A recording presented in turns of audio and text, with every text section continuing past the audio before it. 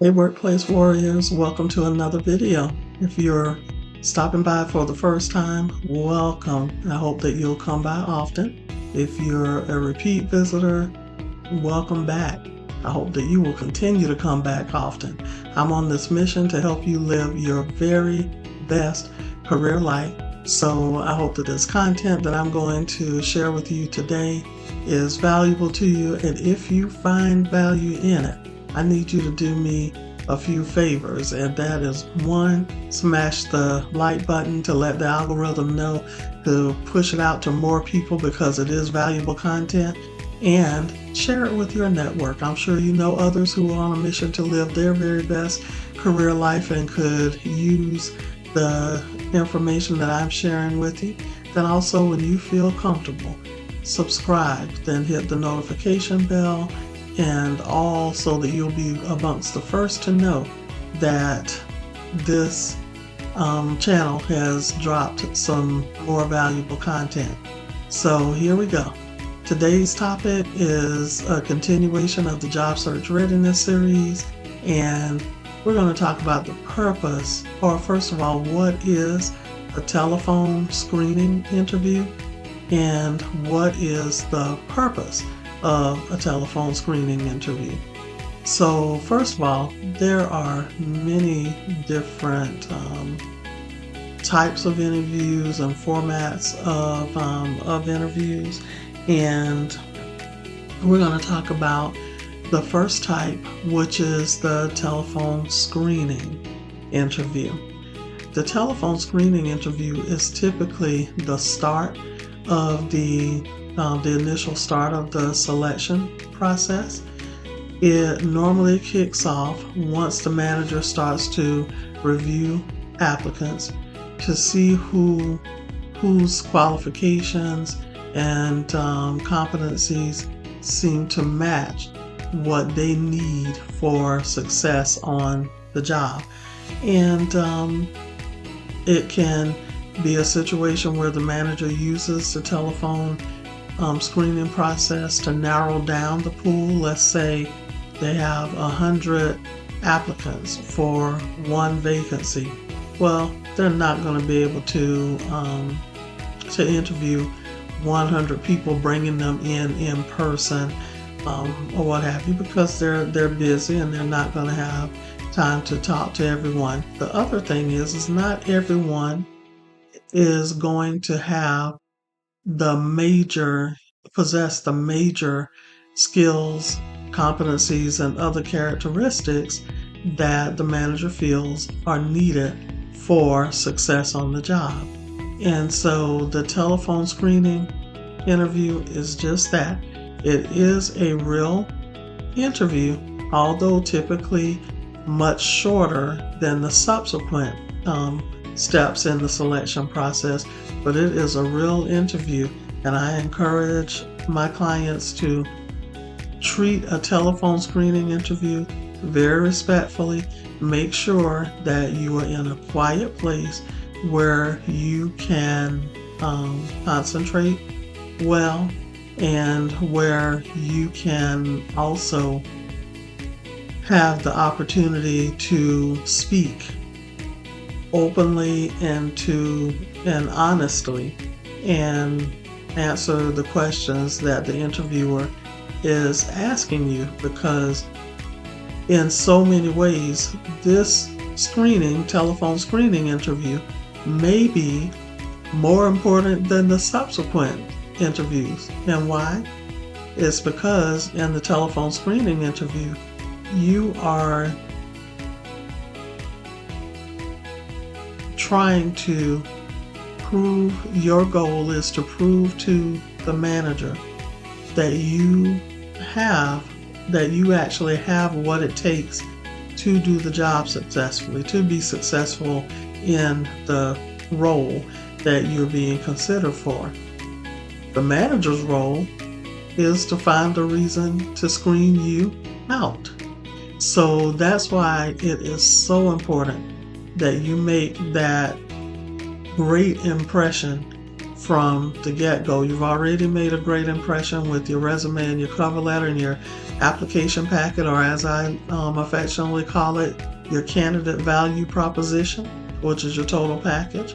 And you want to continue that forward momentum with making sure that you engage with the manager or the interviewer appropriately so that they can determine that, hey, this is still a person that we want to learn even more about and that we want to bring in and invite to the next step of the selection process. So some of the things that you need to make sure that you do in preparation for the telephone screening interview are making sure that you know the proper spelling of the company's name, you remember the title of the position, and you study the job description, the vacancy announcement for that position that you're being assessed for, and make sure that you have at least 2 examples of each of your work in action to prove that you have the qualifications and the competencies needed for the job. And how do you do that? You look at every job duty statement and you think, okay, when did I do that? And if you're on a career track, it's going to be particularly easy, because if you're on a career track and this position is a continuation of that career track, it won't be hard at all.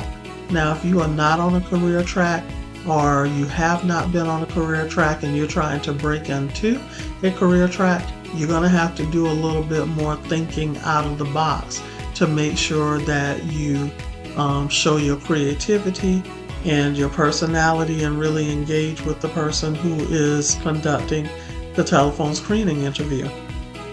And so always dig a little deeper. If you don't have that exact experience to the T, that doesn't mean that you can't emerge as the top candidate. What you need to do is think about, okay, what duties have I performed on other jobs, or while I was running my own business, or while I was working, doing volunteer work or civic work, or work at my place of worship, or what have you, that gave me the skills that will be needed to be able to successfully perform this type of duty. And be prepared to discuss that coherently and confidently. Don't let them see you sweat, as they say. Make sure that you just are able to explain that I have not performed that particular duty or taken on that particular responsibility yet. However, I did this for 3 years in my position, in my role as blah blah blah. And you can even say the name of the organization if you like, and explain how that role and the duties and responsibilities that you performed in it relate to the duties and responsibilities of this position that you are hoping to be selected for. And also remember too that a screening interview, I call it a telephone screening interview because I'm old school and that's how I'm accustomed to them being performed. But these days, some hiring managers and recruiters may do screening interviews virtually.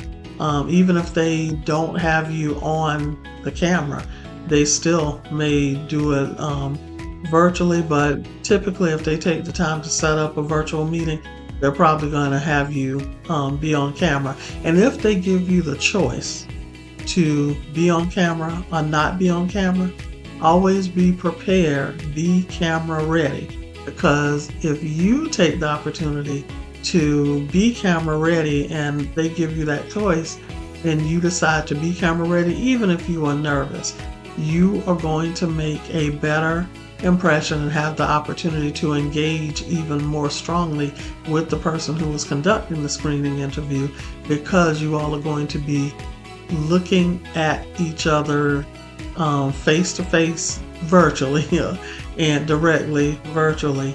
And you're also going to show that you are prepared, that you will be prepared for meetings, you'll be prepared for projects, and it's just going to make a very positive second experience, second impression.